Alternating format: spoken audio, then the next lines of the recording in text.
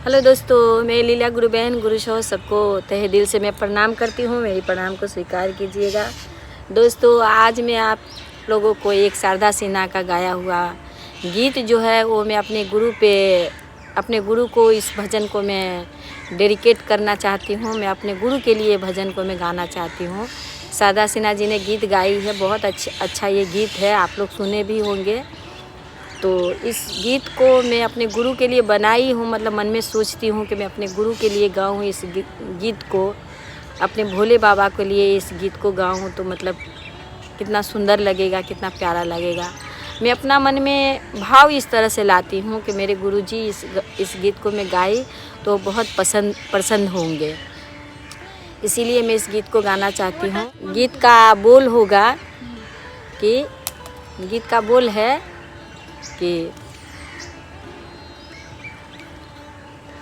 अमुआ महुआ बाके झूमे डलिया जी, अमुआ महुआ बाके झूमे डलिया, कनिता का न बलमुआ हमारे ओरिया। इस गीत को शारदा सिन्हा जी ने गाई हैं। इसी गीत को मैं अपने गुरु के लिए भजन बनाकर, भजन कहिए, गीत कहिए, जो भी कहिए, मैं अपने गुरु जी के लिए गा रही हूँ। शायद आप लोगों को भी अच्छा लगे और मेरे गुरु जी को तो अच्छा लगेंगे ही, क्योंकि जितना भी टूटा फूटा भजन आप करते हो, लोग बोलते हैं ना कि नहीं कोई गाना गा रही होती होगी तो देखिएगा कहते हैं हम लोग कि मतलब नहीं गलत सलत गा रही हो, सही गाओ। तो हमारे गुरु जी को गलत सलत से कोई मतलब नहीं है, बस भाव से गाए आप तो उन्हें बहुत अच्छा लगता है। तो भाव होनी चाहिए, सादगी होनी चाहिए गाने में। तो मैं उसी भाव से, वही चाव से, सादगी से मैं इस गाने को गा रही हूँ गुरु जी को लिए। तो चलिए हम गा रहे हैं। अमुआ महुआ बाके झूमे डलिया जी, अमुआ महुआ बाके झूमे डलिया, कनिता का नसीब गुरु जी हमारे ओरिया, कनिता का नसीब गुरु जी हमारे ओरिया। ए जी अमुआ महुआ बाके झूमे डलिया ए जी, अमुआ महुआ बाके झूमे डलिया, कनिता का नसीब गुरु जी हमारे ओरिया, कनिता का नसीब गुरु जी हमारे ओरिया।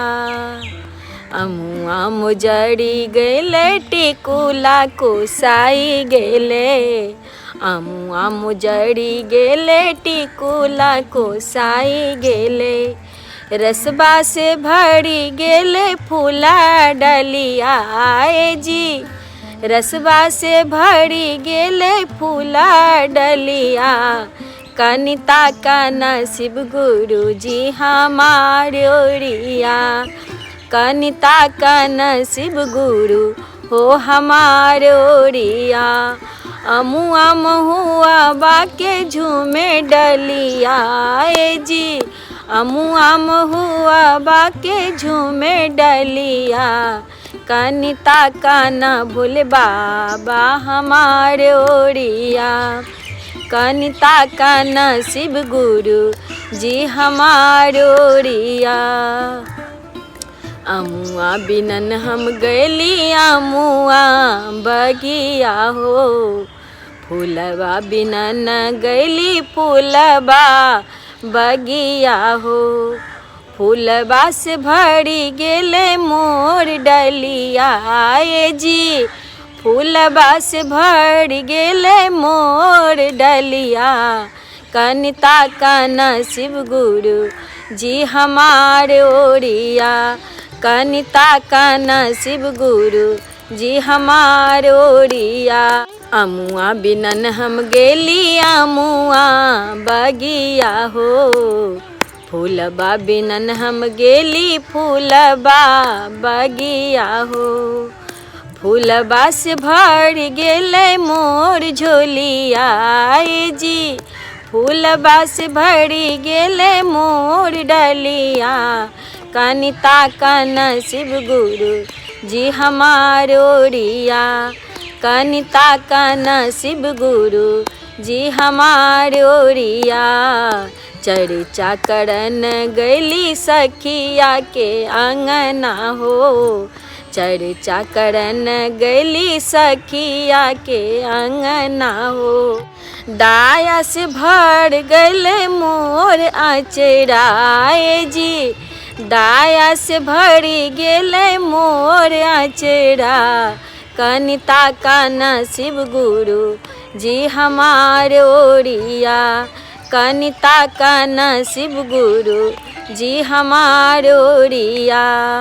अमुआ महुआ बाके झूमे डलिया जी।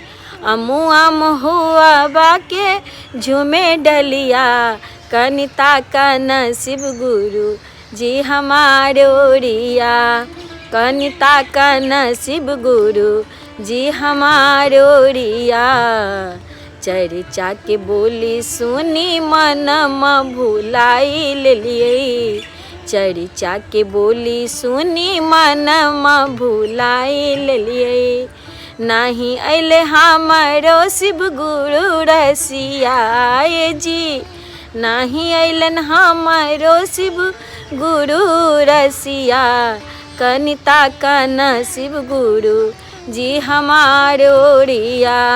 कनिता का नसीब गुरु जी हमार ओरिया।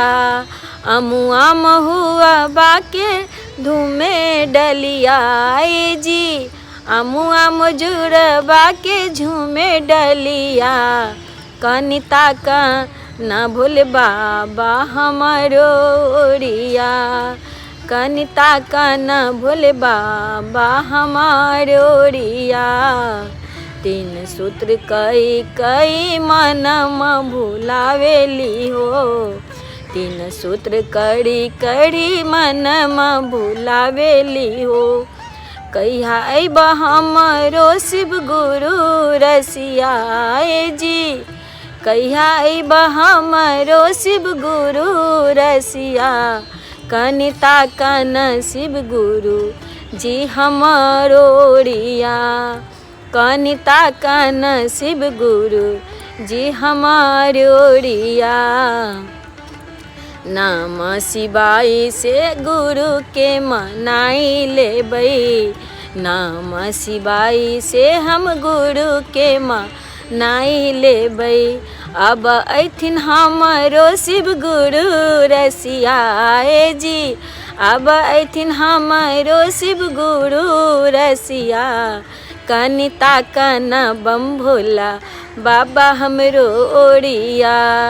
कनिता का न बम भोले जी हमार ओरिया। तीन सूत्र कई कई तोहरा मनावेली हो। तीन सूत्र कई कई तोहरा मनावेली हो। पहिला में दाया और चर्चा करली जी। पहिला में दाया मांगब चर्चा करेली। कनिया बन शिव गुरु जी हमारे अंगना। कनिया बन शिव गुरु जी हमारे अंगना। नाम शिवाई में हम गुरु के बोलावेली हो। नाम शिवाई से हम गुरु के बोलावेली हो। अब करथिन दाया मोर गुरु रसिया जी। अब करथिन दाया मोर गुरु रसिया। कनिता का नसीब गुरु जी हमार ओरिया। कनिता का न बम भोले बाबा हमरो ओरिया। हेलो दोस्तों, मैं लीला गुरु बहन गुरु सौ सबको तहे दिल से प्रणाम करती हूँ। आशा करती हूँ मेरी इस भजन आप लोगों को अच्छी लगी होगी। अगर अच्छी लगे तो हमारा इस भजन को लाइक सब्सक्राइब ज़रूर कीजिएगा। दोस्तों कोटि कोटि प्रणाम करती हूँ, प्रणाम स्वीकार कीजिएगा।